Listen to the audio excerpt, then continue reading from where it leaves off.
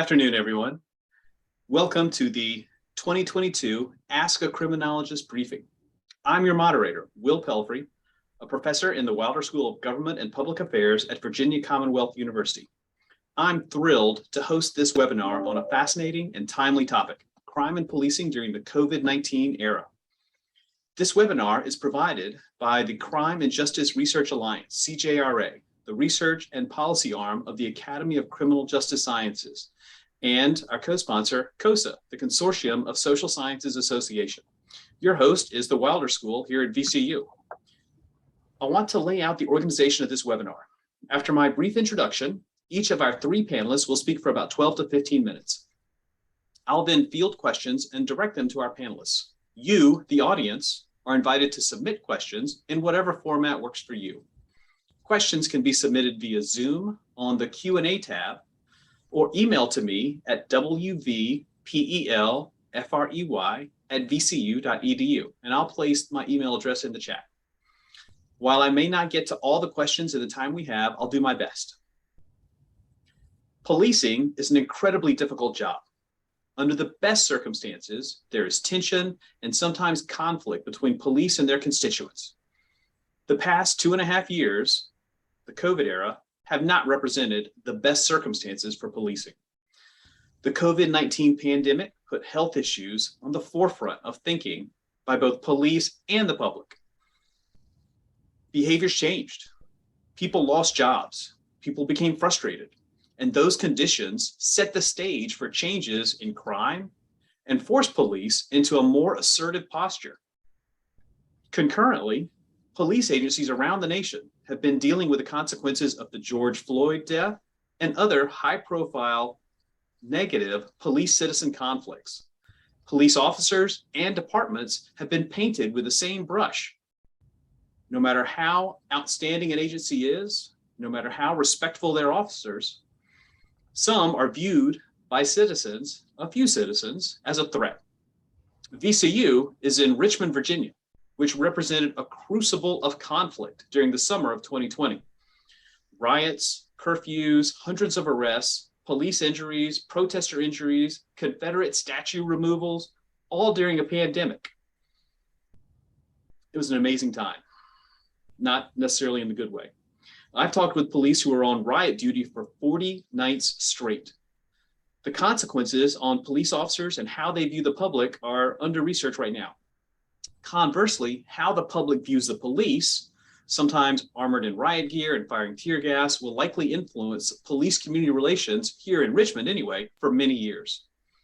To discuss these topics, we're very fortunate to have an outstanding panel of experts.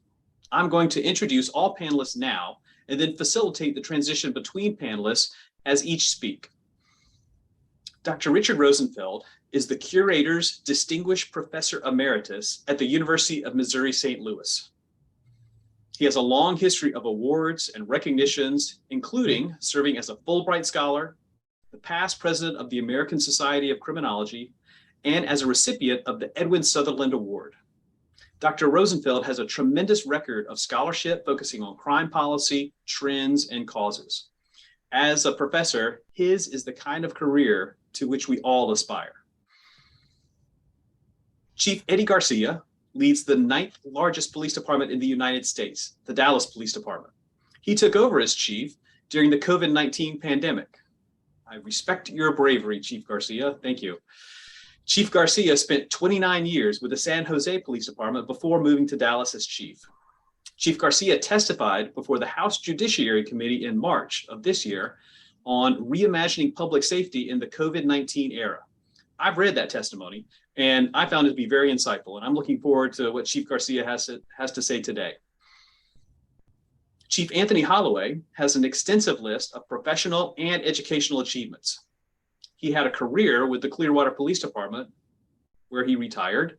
He then served as a chief in Somerville, Maryland, then back to Clearwater Police as chief there, and he's been the chief of St. Petersburg in Florida for 8 years. He has an MBA, and he earned certificates from some of the top educational programs in the United States, including the Kennedy School at Harvard, the FBI, and the Naval Postgraduate School. And I worked with the Naval Postgraduate School for 10 years, so I know the quality of education that Chief Holloway has received. And as an educator, I love all those degrees. So thank you, Chief Holloway. In 2021, Chief Holloway was named the Outstanding Chief Executive of the Year by the Florida Police Chiefs Association. I can't imagine three better panelists to discuss crime and policing than these outstanding experts. I'm now going to turn the webinar over to our first panelist. Dr. Rick Rosenfeld will set the stage based on his research. And then Chief Garcia and Chief Holloway will talk about their experiences and initiatives. And I'll transition between each speaker as we go through this webinar. Please remember to submit questions at any time via the Q&A on Zoom, or you can email questions directly to me. Dr. Rosenfeld, the stage is yours. Thank you, Will. Good afternoon, everyone.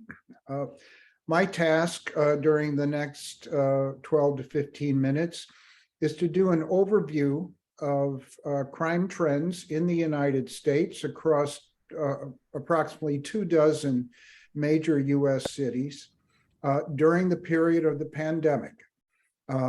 We begin just prior to the pandemic in January of 2018. And in our most recent report for the Council on Criminal Justice, we extend our crime tracking through June of this year. Next slide, please. What we attempt to do is track in more or less real time changes in crime rates during the pandemic and its aftermath, assuming that's where we are now. Our most recent report, released in July and available from the Council on Criminal Justice, examines monthly trends in 10 offenses in roughly 24 U.S. cities. Those offenses range from very serious violent crimes, such as homicide and gun assault, domestic violence, through property crimes and drug offenses.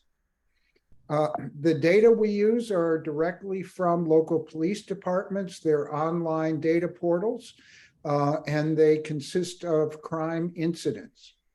I'm only going to be able to selectively report major findings from our most recent study.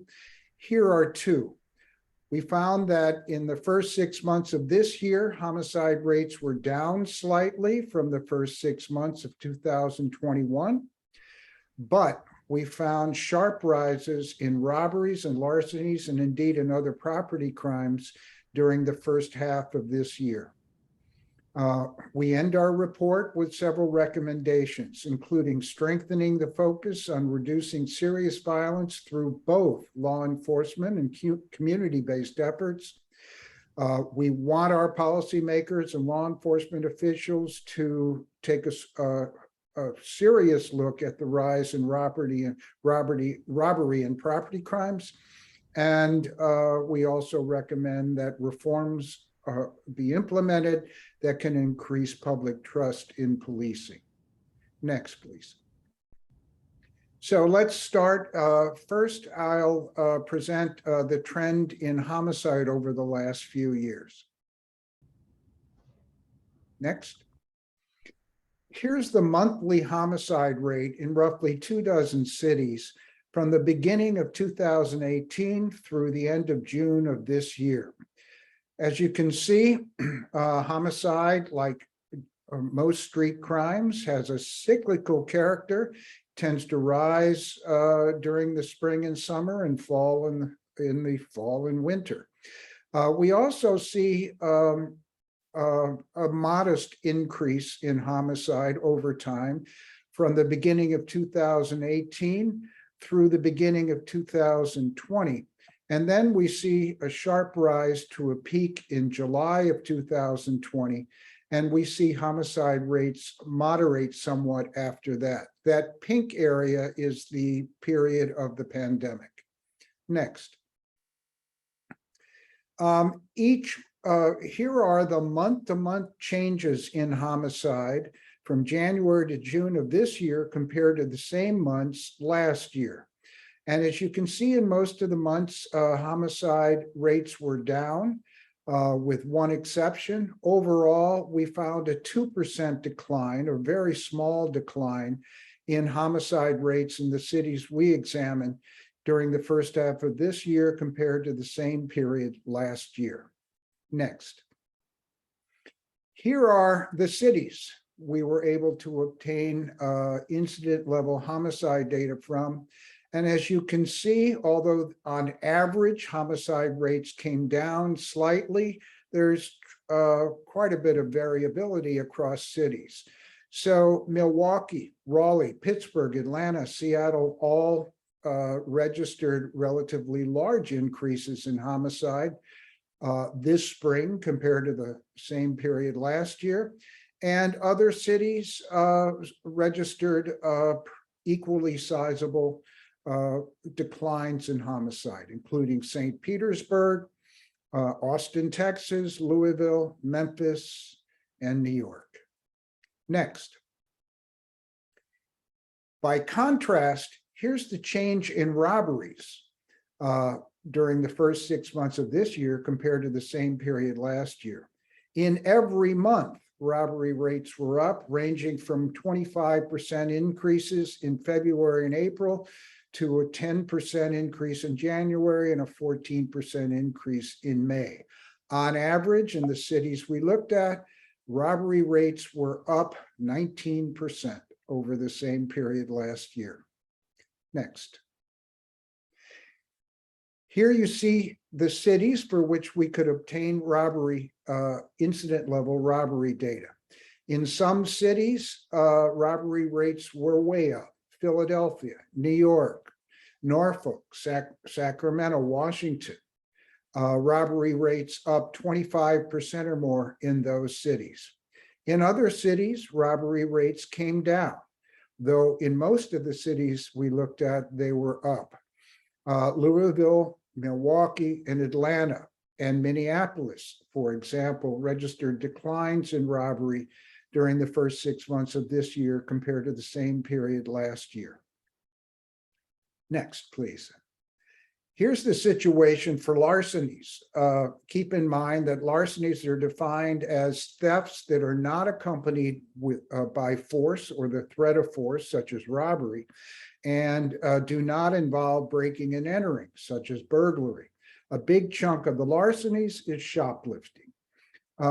We found on average a 20% increase in larcenies during the first half of this year compared to the same period last year, ranging from a 30% increase in April to a 9% increase in January and a 12% increase in June. Next, please. As you can see, nearly every, not all, but nearly every city we looked at experienced a rise in larceny during the first half of this year.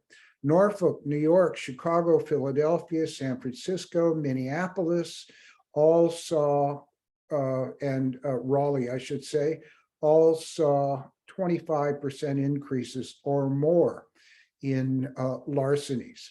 A few cities we looked at saw declines in larceny. Austin, a 17% decline, Louisville, a 6% decline, for example. But on average, larcenies were up 20% in the first half of this year compared to the same period last year. Next, please. We end our report with recommendations.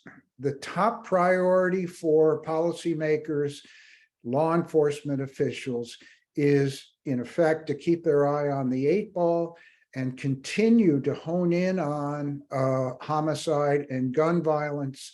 They're our most serious crimes.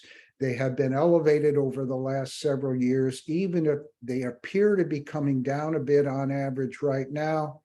The Council on Criminal Justice has a violent crime working group. The working group produced a roadmap of 10 essential actions that cities can take to reduce serious violence without the need for new laws or enormous expenditures. And there's the link you can go to see that report. At the same time, as I mentioned, we need to keep an eye on the increases we're seeing in so-called acquisitive crime, crimes committed to obtain something of value from the victim. Those crimes are far more numerous than the more serious violent crimes. They constitute the bulk of the crime problem for the vast majority of Americans. And in our view, they do require heightened attention from law enforcement and policymakers. Some of the so-called smart policing strategies that can reduce violence may also be effective against the so-called acquisitive crimes. There's a bill before Congress that would help perhaps tampen the demand for stolen goods. Many stolen goods end up these days online, and that bill would require the disclosure of financial and contact information by large sellers of merchandise and enables consumers to report suspicious activity in online marketplaces. And then finally, long-needed police reforms that strengthen public trust and legitimacy remain key priorities. Collaborative relationships between the police and communities are absolutely essential for solving crimes and sustaining durable reductions in violence. And I suspect in our next presentations and in the Q&A, we'll get into what some of those reforms might be. Thank you. Thank you, Dr. Rosenfeld. That was really interesting. So broad increases in crime, particularly violent crime, but the increase in larceny was really interesting. That's staggering. And you set the stage perfectly for a transition to a police leader when you noted the importance of police reforms, heightening police community relationships. So Chief Eddie Garcia of Dallas, would you please talk about what you've seen in Dallas and some of the initiatives or efforts that you and your agency are featuring? Yeah, thank you. Thanks for having me. You start off, I'd like to share some of the things that we're seeing here in Dallas that we're proud of, things that we're working with, even with successes that we've shared. One life is too many. Certainly we're not doing any touchdown dances here. We have a new mantra here that we just discussed at Concept this morning, is that there's no light at the end of the tunnel. There's another tunnel that we have to continue to fight and battle through. So one of the things I'd like to share, we'll share some violence crime statistics from, to set the table from 2019 to current, share the numbers of our sworn and non-sworn that have contracted COVID-19 and how we adapted to work in the COVID-19 era. Next slide. If you look at our 2019 violent crime, which is, what predominantly is pre-pandemic, City of Dallas had 203 murder offenses. Aggravated assaults were there a little under 1,800. Aggravated assault, non-family violence, which is the more of the street level violence that we see, was near 4,700 offenses. Robbery, again, near 4,700 offenses. And total violent crime was a little over 12,000 offenses for that year. In 2020, we saw some violent increases in the city. Murder shot up to 254 offenses, which was 51 more, offenses in 2019. As you can see, we had 249 more family violence, aggravated assault. We had, almost 1,400 more non-family violence, street level violence assaults. Robberies, we had, as we discussed, almost 1,100 less offenses than in 2019. Obviously, businesses being closed on the lockdown could definitely have been a contributing factor. But total violent crime was over 12,000 offensive more than in 2019. And the total employees that were out with COVID was a little over 1,000 for that year. In 2021, one of the things that we implemented when at the beginning of the year when we first got here was we teamed up with a criminologist from the University of Texas San Antonio, Dr. Mike Smith and Rob Tillier, to develop a crime reduction strategy. When I first arrived in Dallas, there was no question that violent crime was the main focus that we needed to reduce, and it was one of my first things as chief to implement department-wide. And what we started is the crime plan itself is in 3 phases. One is grid work and hotspot policing. The other one is place network investigations, and the third one is focused deterrence. Now, a lot of these concepts aren't new, but putting them together and working through them is something that we wanted to do. When it comes to our grid locations and hotspot policing, we divided the city of Dallas into about 101,000 microgrids. Now, these grids are 330 by 330. They're no larger than the size of a football field. You know, obviously, when we're dealing with hotspot policing, it isn't the hotspot itself, it's the hotspot within the hotspot that you really need to encompass. Now, because of staffing, I say, and math, we are impacting 50, just 50 of those 101,000 grids. Now, that's a very obviously small percentage of the overall grid count in the city, but those 50 grids represent approximately 10% of the city of Dallas's violent crime. And so the concept, again, and obviously, as we know, few locations are responsible for a large amount of the crime, and relatively speaking, few individuals are responsible for violent crime as well. So by addressing those micro grids, we felt that we could make an impact on overall city violence. And as we could see in 2021, although again, we're not close to where we want to be, but we had 34 less murders than in 2020. We had 68 less family violence aggravated assaults. We had 49 less non-family violence aggravated assaults. We had over 1,000 less robbery offenses. And total violent crime, we had over 1,100 less offenses than in 2020. And total employees out with COVID were obviously less that year than in previous years. Now, as we move forward with the crime plan, the next steps are place network investigations, where we identify some of those microgrids that have been a historical issue for us, and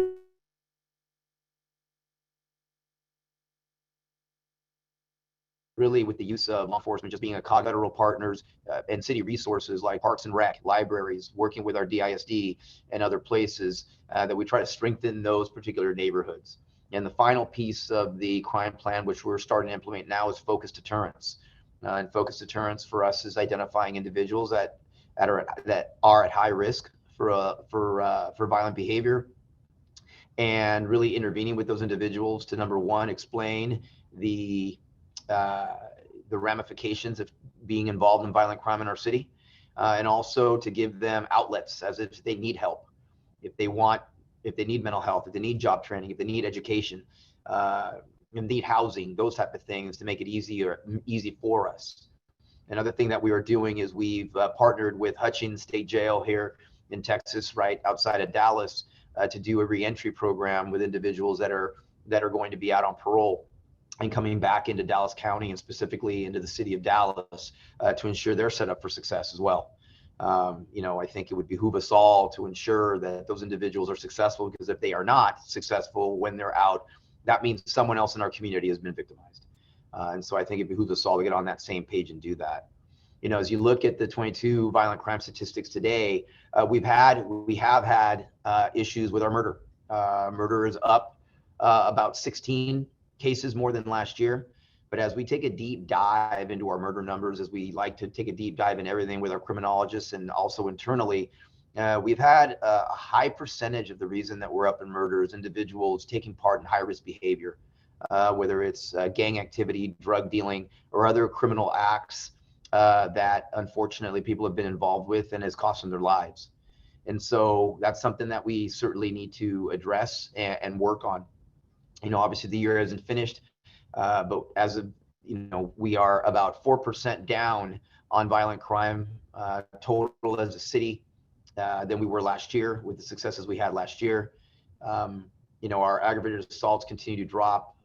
It's one of the things that we really are proud of is in the summer months, June, July, we saw the lowest violent crime rates in the city that we've seen in recent history. And as we know, and as I know, since our criminologist is here, but as he will tell you in ours, that's generally not the case in major cities in the summer. And so, we're hopeful that we can continue this trend, particularly when we know that the chances of violent crime dropping in the colder months ahead would behoove us as well. So, we're going to keep grinding that out. We have seen a spike in COVID-19 cases from in January at about 218 more cases than we had the previous January. And that's something that we obviously have to keep our eye on. When you look at how we adapted, most of our investigative units during the pandemic went to 10-hour shifts. We use City of Dallas facilities as remote work locations to spread out employees. For example, we use the library and other facilities. We allowed supervisors to use discretion to allow employees that could work from home. We transitioned to laptops to allow remote work. We increased sanitation at workstations, touchless water sinks and paper towel disposals in restrooms. But obviously the backbone of every police department is the men and women that answer the 911 call for service. And unfortunately, it is part of this profession. People had to come to work. Our patrol officers didn't have the luxury of working from home. And so we constantly had to battle, the effects and the exposure to the issues involving the pandemic. So with that, I'm looking forward to any questions with regards to what we have here in Dallas and other things that we've done. And I look forward for the rest of the session. Thanks for having me. Thank you very much, Chief Garcia. That was interesting. I love that you have partnered with some outstanding researchers. Mike White and Richard Hardley are among the best in the business. And as a researcher, I love that you are looking to data analysis to influence decision-making, and the focused policing initiatives you described, identifying microgrids, key problem areas, and then targeting those regions, focused deterrence. Those are great practices. And I'm looking forward to seeing how crime trends in Dallas are influenced over the next few years. So thank you. Chief Holloway, would you please talk to us about your experiences and some of the things that you've seen, particularly among your agency and your officers? Sure. First of all, thank you very much for allowing me to be here. So I'll start where Chief Garcia left off with resources that we looked at starting with the pandemic. When it first started, we had to rethink and rebuild the way we were doing policing. So the first thing we did, we looked at our traffic team. We wanted to make sure that we had enough officers on the road. So we decreased our traffic stops. We were allowing up to 15 miles over the speed limit because there was less people on the road. Our traffic team did do more accidents investigation, allowing to free up the officers to handle other calls throughout the city. So all those first things. So what are we going to give up to make sure we continue to keep our community safe? So we looked at the traffic team. The other thing was how we're going to keep the men and women working here.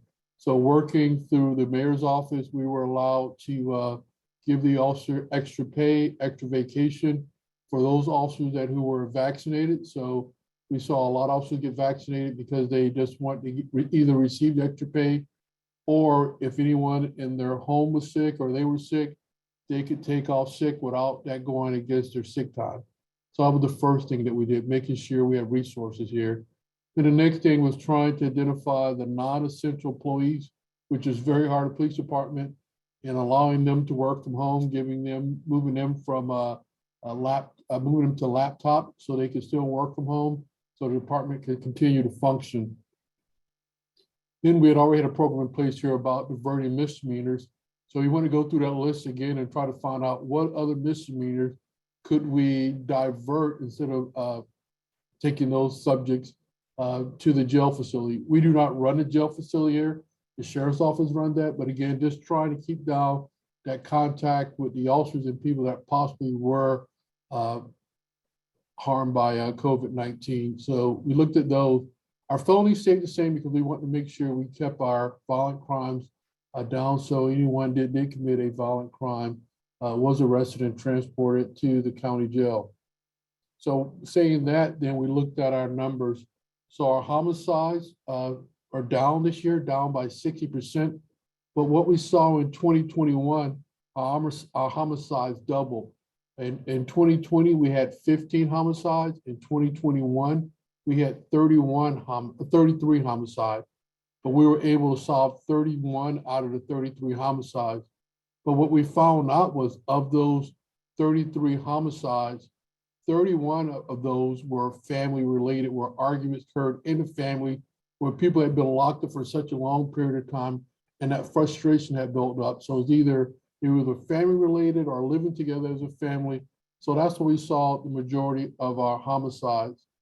Our robberies continue to trend down over the past 8 years, and still today our robberies are down by 19%. Our 5-year average is about 48%. What we did see is an increase in our larcenies. And like the doctor said earlier, and that's just things that people that saw more available. It could have been just more money put into the city where people were spending more. So the crimes went up, people were shoplifting more. So as of today, our larceny is up by 6%, but our 5-year average is 21%.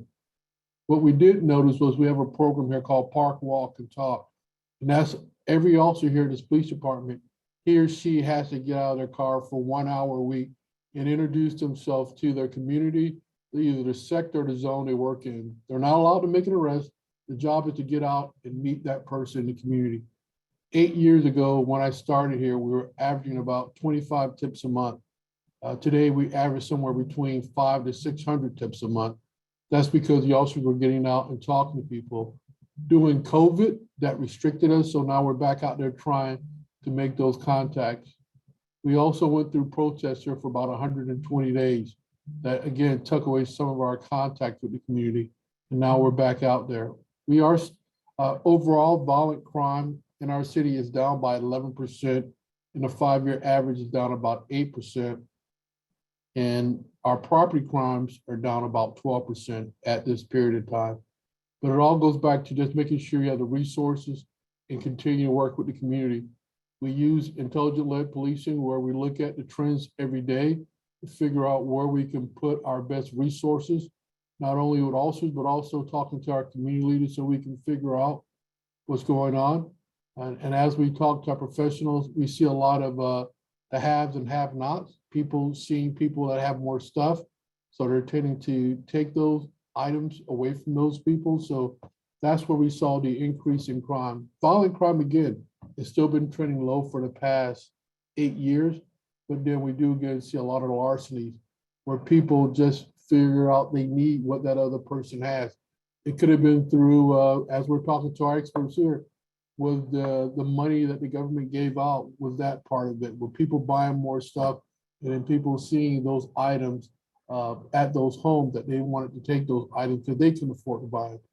So we tend to see a lot of that. And again, it's just moving the resources around as we can see. Overall, again, violent crime is down, larcenies are up. And we're just trying to get back out, making those community contacts, because making those community contacts, we were able to close cases or able to figure out what's going on, like Chief Garcia.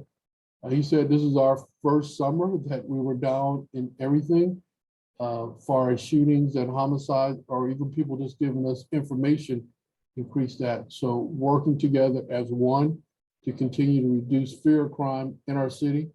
So I'll end right there and take any questions also. Great, thank you, Chief Holloway. It sounds like you have some really interesting initiatives underway. I like the park and talk idea, getting officers out, talking to people, and that seems to have had a direct impact on tips. And tips are intel, and intelligence leads to, well, crime prevention and crime reduction. You also talked about a decrease in crime, particularly violent crime, but also on property crime. And I'm sure that those have been well, influenced by the intel that your agency is collecting. So, yes, sir.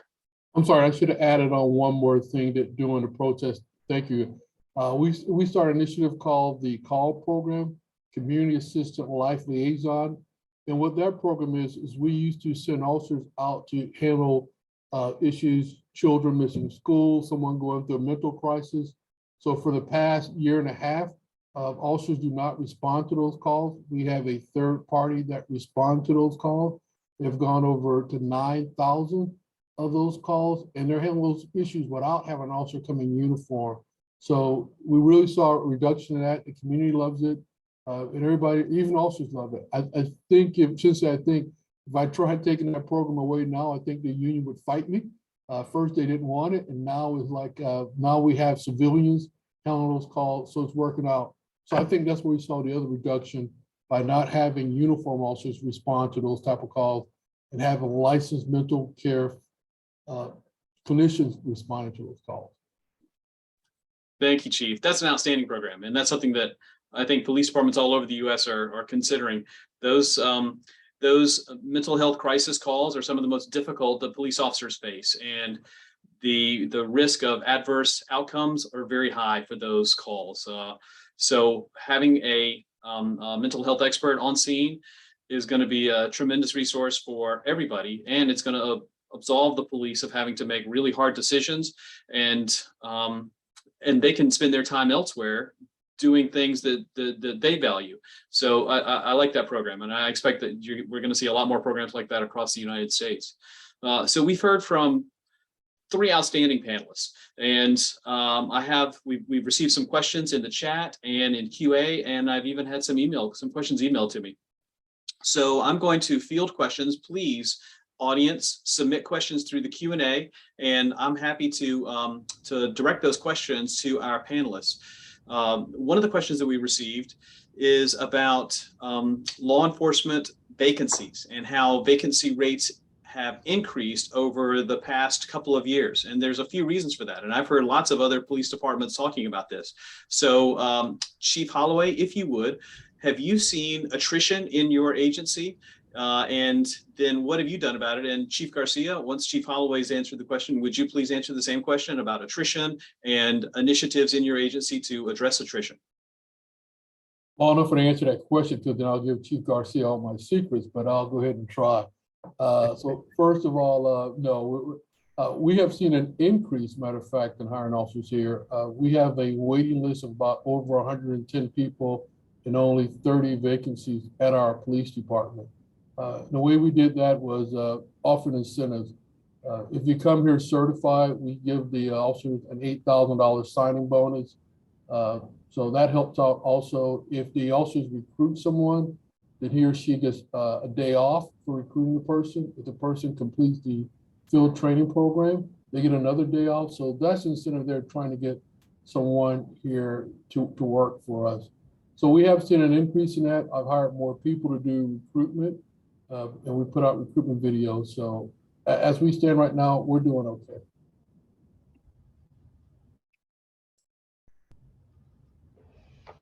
Hold on, let me write those down. Can you hear me? So, we're all doing a lot of the same things. Obviously our recruiting unit's working extremely hard. We're traveling around the country. We're obviously local, et cetera. One of the dynamics with us, we've gotten tremendous support from our mayor and our city council and our city manager. We were able to hire 250 officers this fiscal year, 250 new positions for next fiscal year. But our attrition rates with individuals that are retiring is something that is concerning. Because we need to grow the department. There's no question about it. And we're doing that. One of the things that I will say as to what the issue is, and I always call this out the elephant in the room, but this is the reality. I mean, I've been a police officer since the early 90s, and these last couple of years, as in any profession, honorable men and women have not felt valued. They've not felt supported. I'm not quite sure there's any profession that would not see a hit in recruiting if individuals doing an honorable job did not feel they were supported with that. And so we need to get better at that as leaders, as a community. I say this all the time, and I'm sure Chief Holloway is the same. We're not stay in the office kind of chiefs. And there's not been a neighborhood impacted by violent crime in the city of Dallas, regardless of language spoken, racial makeup, or economic background, that I have ever heard for less policing in their neighborhoods. Yes, we're going to be held accountable. Yes, there's things we need to do better. That needs to get sent out, not locally, but nationally. It's that. And I do my very best to continue to send that message. It's evidently clear in the community meetings that I go to. And that is something that, to be honest with you, we're all going through staffing shortages. And it happens in law enforcement. there's years, 25, 30 years ago, there was a big hiring push, and whenever there's a big hiring push in the city, you go ahead and look at 25 to 30 years from that place, and you're going to see what's occurring. And it's no different than what's happening now. And in addition to that, we're all looking for the same high quality caliber individual that wants to be a police officer, right? It is a friendly rivalry that we have. And so as a job as chiefs is what makes our departments different. What things can we offer that others may not? And so, but I will say this, we have to hire, we have to be diverse, we have to do our best to reflect the community we serve, and finding those right individuals and finding that diversity is not going to come at your door. You have to go look for it. And so they're working in our recruiting units, working extremely hard. We're going to come close to that 250 this year. We got to continue to grind on that. I mean, it's one of the great things about having great support from your city to be able to hire those individuals and then making sure that they're sitting in the seats, but then making sure the right people are there. Well, one of the things as we go on through this, if you look at some issues that have happened across the country in different departments, a lot of the problems that departments get into is when they grow too fast for what their infrastructure can handle. Oftentimes people say, the Dallas PD needs to hire 500 officers today. Well, I can't assimilate 500 officers today. I can't train them adequately. I don't have the supervision out in the field for them, which is extremely necessary. And so we have to grow responsibly. And so it's not easy, but I think with different ways about working in a major city in America and see the support and continue to grow this department. Great. Those are interesting answers. And Chief Holloway, I expect that if you ever decide to retire as chief, you have a career as a attrition prevention specialist, where you can go to police departments all over the U.S. and for a very reasonable fee, talk about how those agencies can hire. And Chief Garcia, you made a great point. I do work with the Richmond Police Academy, and there is a finite number of people who can come into an academy on any given time. And several hundred is not that number. It's a much smaller range of officers that can come in and be trained and be fielded on a reasonable scale. It's hard to scale up police departments quickly. It takes time. You want to hire carefully, select carefully, because not every applicant warrants consideration as a police officer. Thank you. Dr. Rosenfeld, I've got a question for you. How do population changes in cities like Dallas or Clearwater affect the increase or decrease in various crime rates that we've talked about today? So can you talk a little bit about how population changes influence crime rates? Sure. If the city is experiencing sharp growth in its population, other things equal, that's going to generate some increases in crime. There's simply more, as we say, suitable targets available to people who engage in street crime.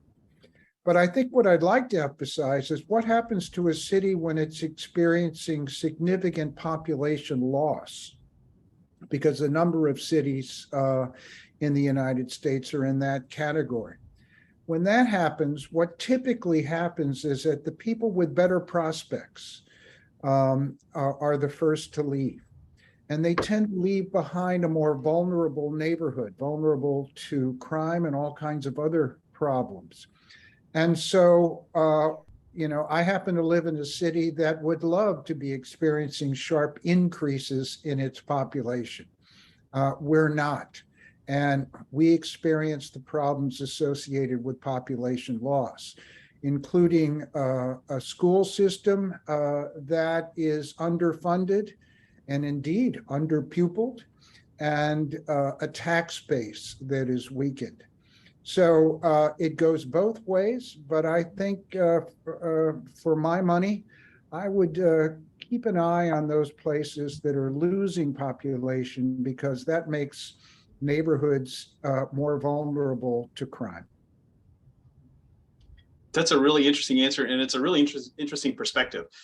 Cities ebb and flow, and some grow and some decline in population.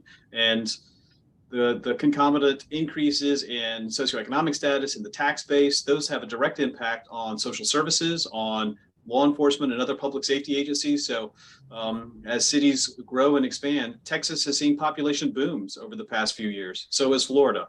And there are other states, particularly in the Midwest, that have seen population declines. Like you said, those population declines lead neighborhoods. And I love the ecology of crime, that area of research, and those neighborhoods that are depopulated, they become problems. And police chiefs everywhere love to see neighborhoods with populations. Conversely, they hate to see neighborhoods that are depopulated because they know bad things are coming to those neighborhoods. Thank you. So in my background research on all of you, I'm a researcher, so I looked into all of you. Chief Garcia, I saw a statement that you made to the media, and I can't remember where you said it, but you talked about how some of the adverse police citizen interactions over the past couple of years had influenced officer behavior, officer decision-making. Do you think that police are more reluctant to engage with citizens as a result of some of the hard times that police have had over the past couple of years? Yeah, I absolutely do. One of the dynamics coming in to Dallas before we implemented the crime plan is that we didn't implement it right away. As a police chief, you need to put your finger on the pulse of the morale of the department. And officers have been demoralized in these last few years. I don't know if anybody in the profession would tell you any different. Regarding what I call a false narrative that has been spoken about, and because our communities don't want us to go away, and officers have felt, in order for procedural justice to work outside an organization, it has to work inside the organization. And your officers need to know, the honorable men and women need to know that if the unthinkable happens, how are they going to be perceived? And that is a dynamic where we definitely need to split the two from dishonorable men and women that have no business wearing this uniform, and honorable men and women that put their lives on the line every day and do the proactive activity. I'll tell you this, and I can put it very simply here. We would be dead in the water in the city of Dallas if I didn't have amazing proactive men and women that go out, in particularly on microgrids, investigate crime, and do certain things, and happen to make an investigative contact at 3 a.m. on a gang member who's armed and has drugs for sale and risk their lives that way. There is not a police chief in America that can force a police officer to make an investigative car stop. We can force them to answer 911 calls for service, but the only reason that they will make that car stop is if they feel they will be supported, if they feel that they will be valued, if they feel that they will have an opportunity to explain circumstances if something does go awry. Because any other way, you can't force them to do that. And particularly in this era, and I talk about this particularly when it comes to COVID, it was a perfect storm. At a time, particularly with the George Floyd protests and other things, at a time when we needed to be out in our communities having conversations, we couldn't because of the lockdown. And so what all of this has made is, it has made, and I believe nationally, it's made officers disengage from their communities at a time, particularly with the rise in violence, where we needed our men and women to engage in our communities even more. We have a mantra here in Dallas, it's weed and seed. And I didn't make it up, but it's a federal program back in the late 80s, early 90s of the Weed and Seed program, where we're going to weed the criminal element off the streets of Dallas, but we're also going to seed it with positivity. And those two concepts aren't mutually exclusive. And so you have to have your finger on the pulse of the morale of your department, how they feel, how valued they feel, or no crime plan is going to work. That's great. Thank you. That's really interesting. And the idea of the demoralized police officer is true across the United States. But I love the point you raised about how you can't force officers to go out and do proactive work. The program that Chief Holloway talked about earlier of having officers go out and directly interact with the community. People become police because they want to make the world a better place. They want to interact with citizens. And sometimes they have to interact with citizens that aren't happy to see them. But if they're walking around, then they get to interact with citizens who are happy to see them, who do appreciate their work. we're getting some really interesting questions in the Q&A. So audience members, we clearly have an informed and interested audience, and many of them are students, and they're looking for direction. Chief Holloway, I want to raise one of the questions that has been posed to you, and it's about officer self-esteem. How do you see the community or police organizations helping officers' self-esteem and self-worth in a manner that can lead to reducing officer attrition? So what can be done through the community that will help improve officers' morale and increase retention? I think it goes back to what Chief Garcia was saying, I said earlier about people working together. And I'm gonna paraphrase that we say something right here, like Dr. King. People fear each other because they don't know each other. People don't know each other because they fail to communicate with each other. So you want to build that self-esteem. Nobody really knows what defund the police means. It became a buzzword, everybody started saying it. But I guarantee you, when something happens, people pick up that phone, dial 911, and they want that officer there. So that's where you have to start. When you see a police officer, or just go up and talk to them, because they're just like you. They're a person just like you are. They want to learn from you and vice versa. So that's how you start building that self-esteem. Don't let them see that other part, that the loudest voice in the room that says they want to get rid of police. I know the chief will tell you the same thing. That's probably 2%.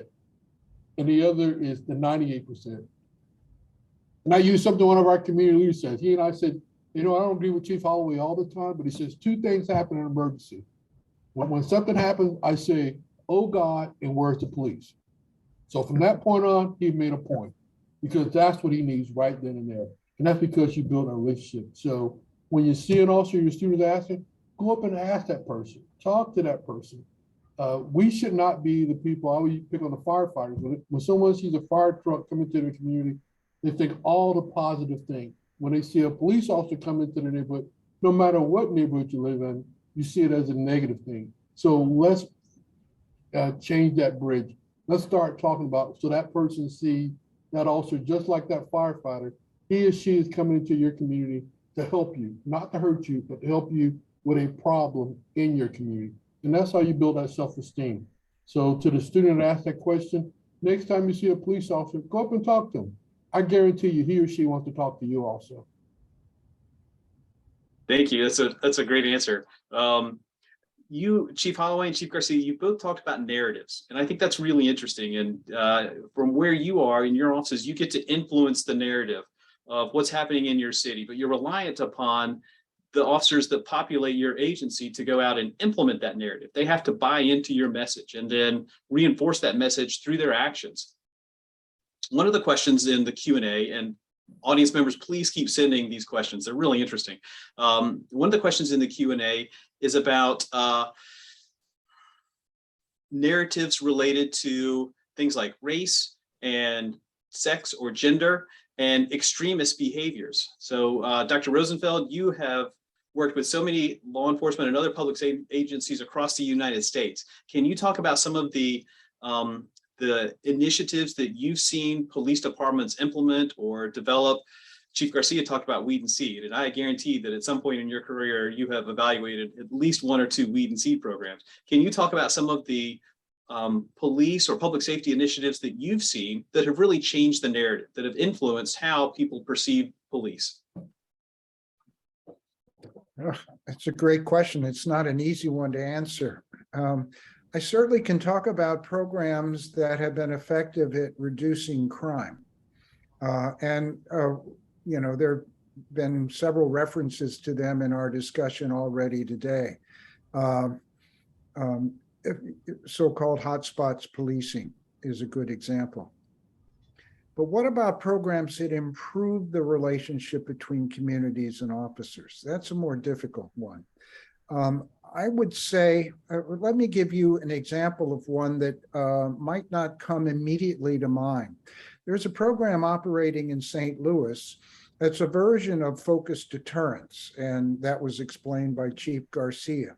The difference here, however, is that police officers visit the homes of persons who have been convicted of gun-related crimes. They visit the homes, they visit with the individual, they visit with family members very often, significant others, and they deliver the focused deterrence message. That message being, we obviously know who you are. We want to prevent you from becoming the next victim or the next perpetrator of violence. And here are services and supports that might help you turn the page and get out of the life you've been leading. That program does, it, in my estimation, tend to improve relationships between police and the very community members we want those relationships to improve the most, people involved in serious crime. It's not to say that it's a palliative, that it ends involvement in serious crime. But there's a program that I think is quite distinctive. It's a version of focused deterrence, and it does, in my estimation, have an impact on police-community relations, in particular, that segment of the community where we want those relationships perhaps to improve the most. Thank you, Rick. That's interesting. Chief Holloway, would you respond to that initiative? Is that something that you could implement or that you've thought about implementing, or do you have other programs kind of a similar vein where officers go out and address people who have a criminal history and help divert them from repeated criminal acts? Yes, so we have a program for our juvenile here called HOME, Habitual Offender Monitoring Enforcement. And a lot of young kids will tell you they don't want to be on home, because what that is that you also will stop by and visit them once they find out what the ruling from the judge is, what a restriction, when they're supposed to be home. So we know everybody's overworked. So our probation officers, you know, they can't be out there 24 hours a day, 7 days a week. The law enforcement can. So on a Saturday evening, and your curfew says to be home at 9 o'clock, well, the old system, you know that the probation officer is not working Saturday. Well, guess what? My officers work every day. So that also is going to come knock on your door. The parents love it because now there's an extra set of eyes. So we have been using that, just like, you know, the chief to have a program. Home does work. We saw a reduction of about 75% of those kids not reoffending, because they never know when that officer is going to come by and check up on them. And it's not to try to arrest them. It's just like, I'm supposed to be home. I can't hang out with that person in that group because that officer has seen the order from the judge. So I got to fly the straight and narrow. Great, thank you. That's interesting. Chief Garcia? Yeah, I mean, we're launching our focused deterrence model. We've gotten support from our city. We're going to hire 3 positions actually to help manage that. It's a very heavy lift. Those that have tried it and working with a criminologist, with our federal partners, community leaders, reentry services, state probation, parole, the prison system here in Texas, particularly those individuals are going to get paroled back into Dallas. And so we certainly are going to be implementing that. And you know, obviously, one of the things is Dr. specified out. We also are going to be contacting individuals that have been victims of shootings as well. That's part of the dynamic with our focus deterrence as to who we're going to be reaching out to as well. Because as we know, today you may be a victim of a shooting. Tomorrow, there's a possibility that you may be the perpetrator. To ensure that we have that message. But you know, when you start a program like this, it's a heavy lift. It has to be holistic. You need to have the resources available to you to get these individuals involved as quickly as possible. We don't, particularly when you're talking about individuals that are getting paroled, those first few days, weeks are absolutely important to get them involved back into the programs that you're utilizing. Focus deterrence has worked around the country. It's something that we're very excited to. I know people have been pleased somewhat with the early outcomes of the crime plan, but we truly have only implemented 1 of the 3. We're just starting to implement place network investigations and focus deterrence now. So we're really excited about how that's going to look. As I may have mentioned early before, or in an interview that I did earlier today, that we need to reinvest in people and places. That needs to happen, as well as the law enforcement public safety component that needs to happen every night. Those are both great prevention programs, targeting juveniles, targeting victims, or crime prevention associated with victims. I like both those ideas. And the initiatives you both described are data dependent. You need good information and timely information to drive agency actions. If you don't know who came out on probation, or if you lose track of victim information and where they are, then those programs aren't going to work. So I love that you have good ideas and that they are reliant upon timely information. One of the questions that came in is from my colleague here at the Wilder School at VCU, Nancy Morris, a fabulous researcher. She's directed her question toward Dr. Rosenfeld, and she asked, Rick, in your prior work, you've talked about the relationship between inflation and crime rates. To what extent do you think recent inflation will impact property or violent crime rates? And do you have any emerging evidence or data regarding an empirical relationship between inflation and crime? What a great question. Thank you, Nancy. Yeah, thanks, Nancy. As Nancy and perhaps others know, there's quite a bit of research showing a connection between inflation and crime, in particular, the so-called acquisitive crime. So as prices go up, people tend to trade down in the economist terms. Some trade down into underground markets where stolen goods can be found. And as the demand for stolen goods goes up, so does the supply provided by robbers and thieves. So inflation does matter. The immediate question is whether the big rise in inflation that we saw beginning at the end of last year and continuing to date is implicated in the rise in larceny and robberies we've seen. I think it is, though it's too early to report on definitive research showing the connection. The past research, the huge rise in both larceny, robbery, other property crimes, and also inflation suggests that the two are connected. But I should also emphasize that compared to a year ago, conditions in our country have returned to something like pre-pandemic normal. With more shops open, there's going to be more shoplifting. With more people on the street, there are going to be more street robberies. So it's not just inflation, but I suspect inflation has played quite a major role in the recent increase in property crime, all of the acquisitive crimes I mentioned.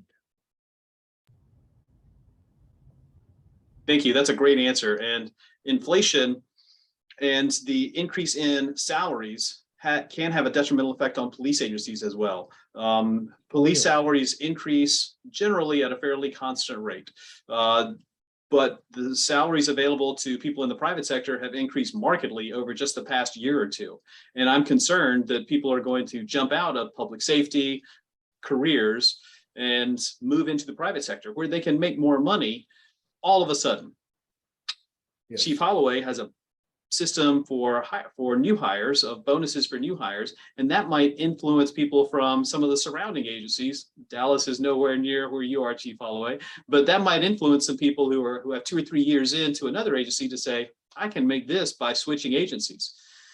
Chief Holloway, do you have any concerns about people leaving one agency to come to yours as a result of salary issues or salary compression issues? I do, because even though like Chiefs in Dallas, these young officers, they go out and they start looking at that scale. Who's paying the most money? Where can I get the most? So then we find out that we're competing against it. You know, I was teasing with the chief earlier, but you know, we abut Tampa. So if I raise my salary to $60,000 a year, Tampa's going to raise theirs to 65, give another bonus, and we see that with the young officers, not the veterans, but the officers say, well, I'll stay with St. Pete for 3 years and make this. Then I'm gonna go over to Tampa and make this. Now Dallas is playing that because they're not worried about retirement. When we talk to young officers, it's kind of funny. They don't see that. They're not looking at that 20-year career. It's like, what can I get now? And I'll figure it out later. Yeah, that's interesting. Well, St. Petersburg it's a great city. And the idea that somebody would want to leave that city to go to another agency, that's tough, but money is a big deal. And there are agencies where I live that in the suburbs that will pay more than in Richmond. And Richmond has long had problems with officers leaving the city to go to the suburbs where they can make a little bit more money and where they deal with sometimes a lower crime rate or a slightly different population. Chief Garcia, Dallas is a huge city. You've got a lot of different neighborhoods in the city. How are you seeing officers? Are officers asking for more than they used to? Like, do you see officers saying, I want to work in this neighborhood, I want to work here at this time, at this shift? Well, I'll say this, it's almost like, generations are different. What motivated me when I started in the early 90s is different than what motivates a young officer today. It doesn't make them any less righteous. It doesn't mean that they don't want the job and the profession as much as I do. But I say this example, I'm a big football guy, and I just finished watching the first episode of Hard Knocks with the Lions. And I don't know if anybody else watches Hard Knocks or the coach, but the way those coaches interact amongst themselves and their players, although they do use some very colorful language, I will say that it is very different than if we would have watched a Hard Knocks as to how NFL coaches coach NFL players in the late 80s. It's different now. If you approach these NFL players like you did in the late 80s, it would not go successful. And so that's no different from us. We need to ensure, like for here in Dallas, we have solved the issue of officers going elsewhere for more pay or what have you. Our associations have done a tremendous job with the city to work collectively to know and understand that that's an issue. But really, we have to think of ways as police chiefs where we have these historical things on how efficiencies work. But there are some things that we're going to have to do that may not be as efficient on paper, but that what you do raises morale to a level where you can make up for those lack of efficiencies. Because the shift work obviously it will always be an issue for us. Where individuals want to work. Promotional opportunities, job placement opportunities, being able to see a police department and making sure that what I have found is that this younger officer wants a lot of opportunities. A younger officer that comes in doesn't necessarily want to work patrol for 10 years when they get here. Well, in the early 90s, when I came, we all wanted to work. And I'm like, listen, I'll stay in patrol for 10 years, and, we said that, but after 2 years, we all wanted to go. We all wanted to work in a specialized unit. But the thing is a little bit different where now they're not even shy about it now. It's like they want to come here and they want to work in a lot of different places. And we need to do our best to embrace that without alienating the senior officers, right? And because there's that fine line that, my attrition here in Dallas, although, it sounds great that in the next 2 fiscal years, I can hire 500 officers, but my attrition is about 190, 200 a year. And so I need to find ways not only to bring them in, but to entice individuals to not retire the day that they become retirement eligible. And that's something that we've been working with, the ideas that we've had. Our city manager has been very supportive. Our council has as well, because we have to recognize that we need to slow that faucet down on the back end in order to make all of these systems work. What people don't understand is hiring an academy class of 50 is great, but I'm not going to recognize their impacts for nearly a year and a half. From the academy, which is almost 7 months, to the field training program, which is another 6-7 months, it'll be nearly a year and a half before the recruit that's in my academy today will be able to figure out their efficiency, right? So we have to, as leaders, try to figure out a way to do our best to entice individuals to not leave the very minute they're retirement eligible. And if we can get an extra year out of them, it could really change the delta in a positive. That's a great answer.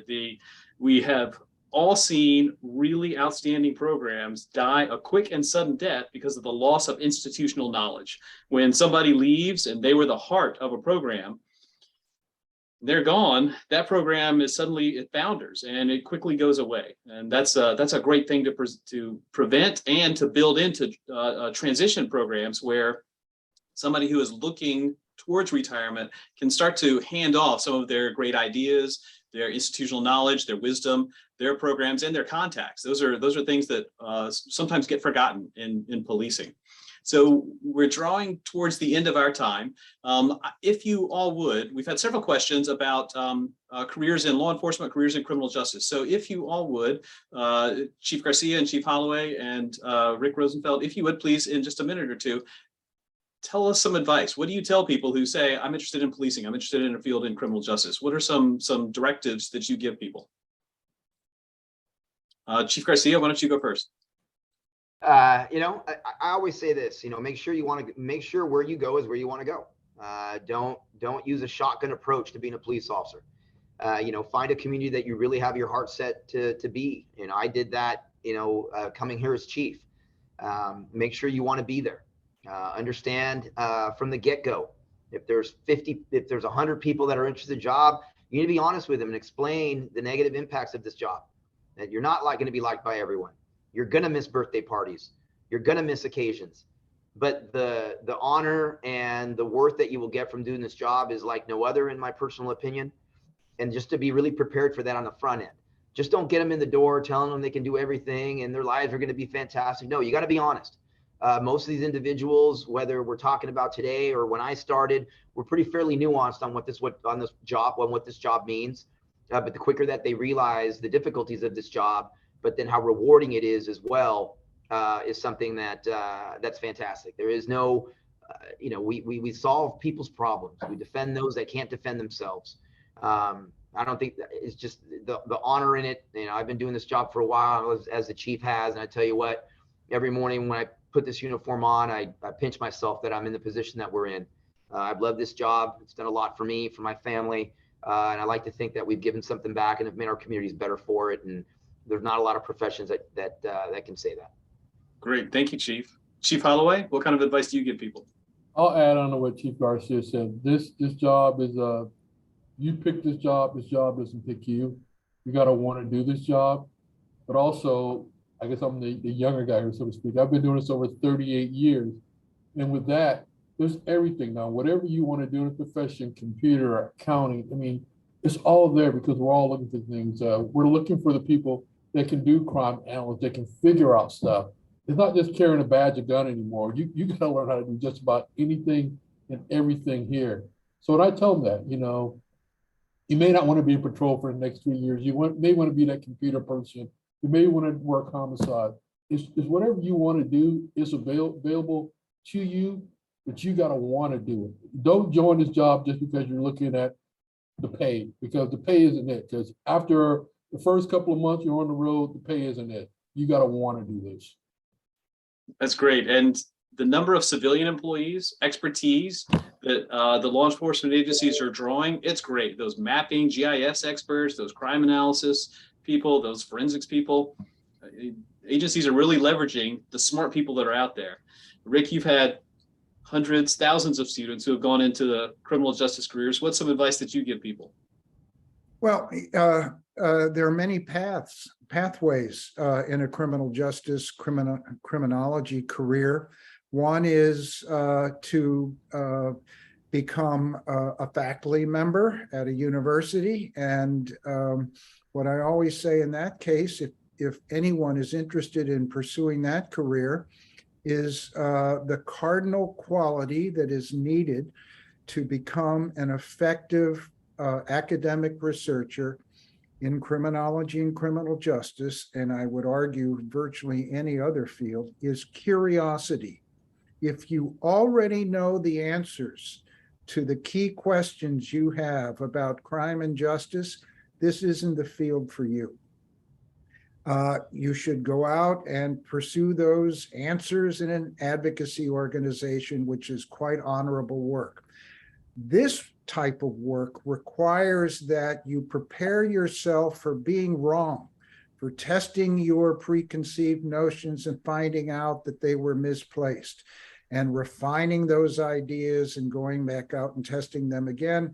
That's what we try to impart to our students, that kind of spirit, and that certainly makes for an effective researcher. So if you're interested in academic criminology, curiosity is what is needed, I would argue, more than just about anything else. That's a great answer. So this has been really, really interesting. And while we are wrapping up this webinar, some of the things that the topics that we've discussed, the issues we've raised, they're not over. So we have lots to consider about the things that we discussed today. The impact of COVID on policing, the impacts of some of the events over the past couple of years, the role of adverse police community interactions, the nature of modern policing, all these things, all these issues require further study, further conversations. So these briefings are intended to inform legislators, decision makers, researchers, students, and practitioners on pressing topics. So police community relations, fair and impartial policing, focused deterrence, those are some of the things we've talked about. And there are lots of other great ideas out there. And I hope that our audience is curious and will go out and learn more about some of these things and figure out how to implement them and how they can be implemented appropriately in their cities or with their agencies. I want to thank our outstanding panelists, Chief Garcia of Dallas, Chief Holloway, and your extensive career. Thank you for your wisdom and experience. And Rick Rosenfeld, I really appreciate you taking time to participate in this. All of you brought a great perspective and great ideas here. I also want to thank our sponsoring agencies, the Crime and Justice Research Alliance and COSSA. And I want to thank our host agency, the Wilder School here at VCU. And the Wilder School webinars and tech experts are Katie Wynn and Tiffany Murray Robertson. You both made this happen. So thank you very much. Finally, I appreciate you, the audience, the participants, for taking the time to participate in this webinar and contribute questions. Thank you to our panelists. Thank you to our audience. I hope you all have a great day, and let's be careful out there. Thanks for having us. Thank you, everyone. Thank you. Thank you, Chief. Thank you, Rick.